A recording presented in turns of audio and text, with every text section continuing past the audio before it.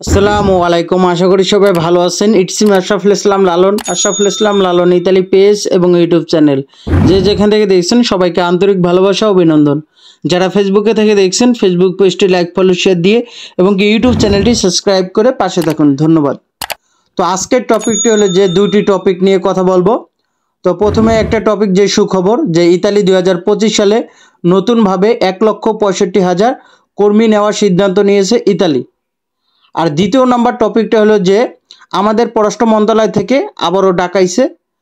তো এই দুইটা টপিকের মধ্যে আমি দ্বিতীয় নাম্বার টপিকটা আগে ক্লিয়ার করতেছি যে আমাদের যে পররাষ্ট্র মন্ত্রণালয় থেকে আবার ডাকাইছে যে 7ই অক্টোবর অবস্থান কর্মসূচি ঘিরে যে আমাদের বারবার ডাকাইতেছে এবং কি 7ই অক্টোবর ঘিরে যে আমাদের যে গুড নিউজগুলো যে 20,000 পাসপোর্ট 2 মাসের মধ্যে ক্লিয়ার করবে, এরকম আরও ভালো ভালো নিউজগুলো আসতেছে এবং কি 9 সেপ্টেম্বর যে অবস্থান কর্মসূচি ওইটার ফলেও এবং কি ওইটা এবং কি 7 তারিখে যে আমরা প্রস্তুতি নিয়েছিলাম এই দুইটাকে মিলেও কিন্তু ভালো ভালো নিউজ আসতেছে।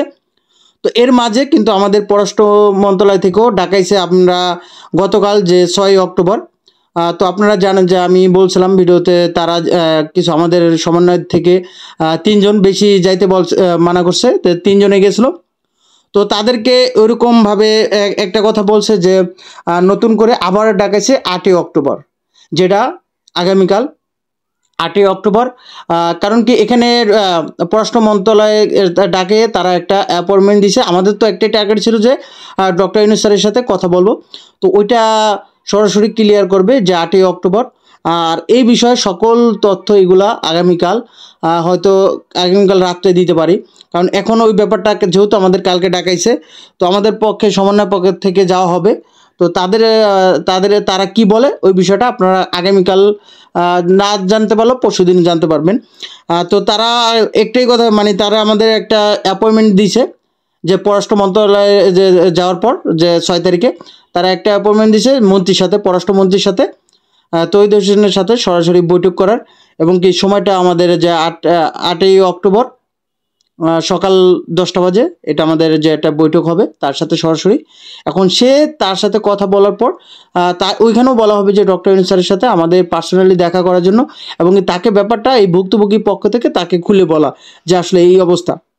তো এই কথাটা এখন কি বলা হবে এটা 8ই অক্টোবর যে অপেক্ষা করেন যে আমাদের জন্য কি বলে এবং কি আশা করি যে আপনাদের পক্ষ নিয়ে কথা বলা হইতেছে এবং কি যত ভুক্তভোগী আছে প্রায় 60-70 হাজার ভুক্তভোগী আছে সবাইকে নিয়ে কথা বলা হইতেছে। একটাই উদ্দেশ্য যে আসলে তারা 1.5 বছর 1 বছর ধরে পাসপোর্টগুলো আটকে রাখছে।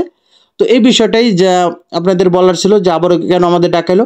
আর এখানে বিশেষ করে আমাদের সহযোগিতা হিসাবে কাজ করতেছে এসআই মামুন সাহেব, যে মামুন স্যার অত্যন্ত ভালো একজন মানুষ এবং এনএসআই থেকে আসাদ সাহেব উনিও অত্যন্ত ভালো একজন স্যার এবং ডিজিএফআই থেকে নাজমুল সাহেব তো উনিও ভালো একটা স্যার।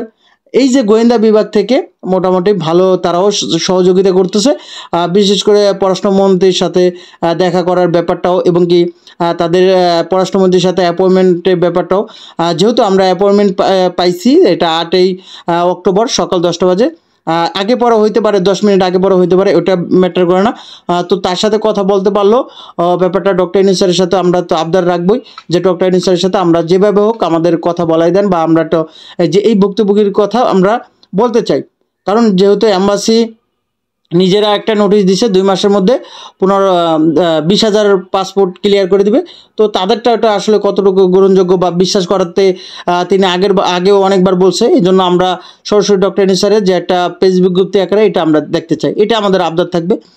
আর এই 15 তারিখ থেকে তো বলছিলাম যে আপনাদের ডেলিভারি সংখ্যা একটা পরিবর্তন বা আসবে, যেহেতু সবারই যাই হোক আপনাদের SMS আসলে আপনারা অবশ্যই কমেন্ট বক্সে এবং কি ফেসবুক পেজের কমেন্ট বক্সে ইউটিউবে কমেন্ট বক্সে আপনারা অনুগ্রহ করে দেখেন। আপনার কিন্তু এখন ভুক্তভোগী, আপনি যখন ভিসা পাবেন তখন ভিসা পেয়ে চলে গেলেন, কিন্তু আমরা একটা মেজারমেন্ট বলতে আমরা একটা হিসাব করতেছি যে আসলে তারা যদি 20,000 পাসপোর্ট 2 মাসে দেয়, তাহলে বললাম যে 44 দিন কার্য দিবস থাকে, কারণ কি 2 মাসে প্রতি মাসে 8 দিন বন্ধ, যেমন শুক্র শনি বন্ধ থাকে, এইভাবে 8 দিন, 2 মাসে 16 দিন বন্ধ থাকে। তো 44 দিনে পাসপোর্ট ডেলিভারি সংখ্যা হয়ে এলো আপনার হলো 454টা।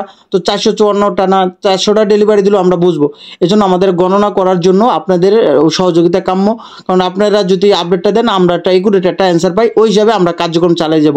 এবং আমাদের অবস্থান কর্মসূচি অব্যাহত, এটা স্থগিত জাস্ট করছি, কিন্তু এটা আমাদের চালু আছে এখনও। আমাদের যদি এরকম 15 তারিখ থেকে না কোনো আপডেট না আসে, তাহলে কিন্তু আমরা পুনরায় আবারও এই 9 তারিখের থেকে এর থেকে বড় কর্মসূচি গ্রহণ করব এবং উদ্যোগ নিব। এই ব্যাপারটা আপনাদেরকে ক্লিয়ার করলাম।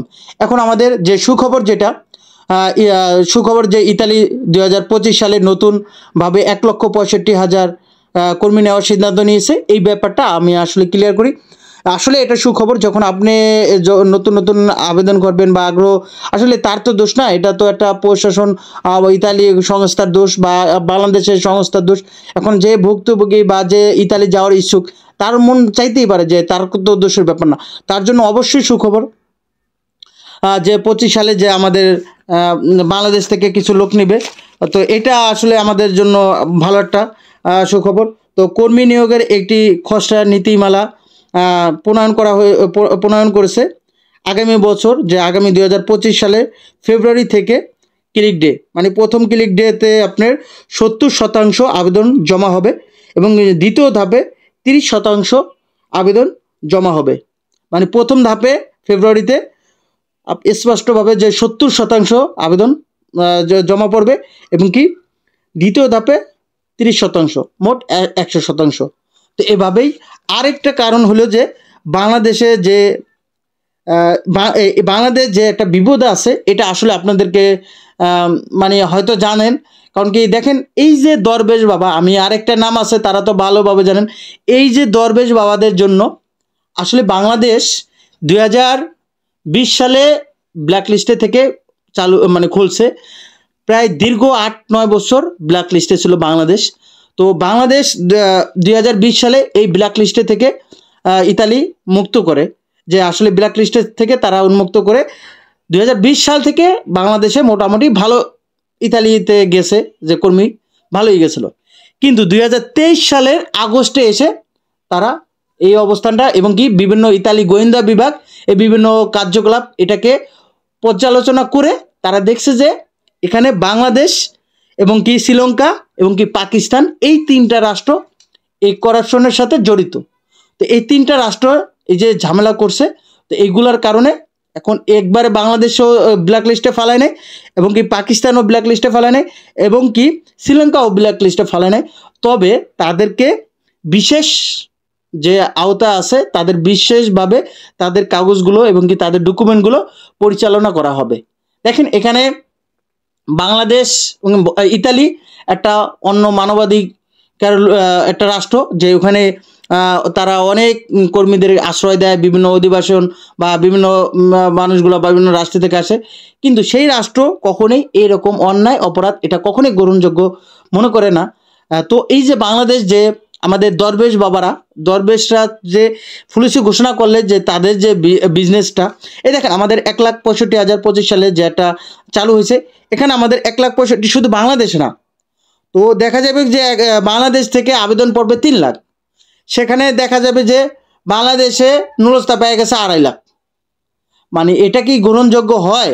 ধরেন 1,65,000-এর মধ্যে বাংলাদেশে কোঠা অনুসারে আমি ধরলাম 40,000, তো এখন সেখানে যদি 2.5 লাখ নুরস্তা পায়, এখানে নুরস্তা পাওয়া মানে ভিসা, তো এখানে 40,000-ই নুরস্তা, যদি 40,000-ই ভিসা পাবে, এখানে 2.5 লাখ যে নুরস্তা জমা দিল এম্বাসিতে, তো এইগুলা তো ভিসা পাবে না। তো এই যে বাংলাদেশের যে একটা করাপশনের সাথে জড়িত, এটা তারা স্পষ্টভাবে বুঝে গেছে। তো আসলে আমরা এই সিন্ডিকেট এবং কি আমাদের এই যে দালাল চক্র বলেন, এটা তো আসলে আমি দরবেশ বলি, তো এই দরবেশ থেকে আমরা কবে রক্ষা পাবো? এটাকে আমাদেরকে দূর করতে হবে, যার যার স্থান থেকে সতর্ক থাকতে হবে। দেখেন আপনি সতর্ক থাকলে আসলেই এখানে কেউ কোনো কিছু করতে পারবে না। আপনার টাকা, আপনার কষ্টের টাকা আপনি কোথায় দিতেছেন, দেওয়ার আগে আপনি 10 বার ভাববেন। এখানে আপনি যাকেই টাকাটা দিবেন আপনার ডকুমেন্ট আকারে এবং কি স্টাম্পে সই আকারে দিবেন। তারপরও আপনারা এই যে আবেদনটা করেন আসলে আত্মীয়-স্বজন দ্বারা। তো আমাকে অনেকে প্রশ্ন করছিলেন যে আসলেই আমি এখন 25 সালে কবে আবেদন পাবো? তো এখনই বুঝে গেছেন যে 2025 সালে যে 1,65,000 লোক সংখ্যা তারা কর্মী নিয়োগ দিবে। এটা আপনার ফেব্রুয়ারি মাসের থেকেই।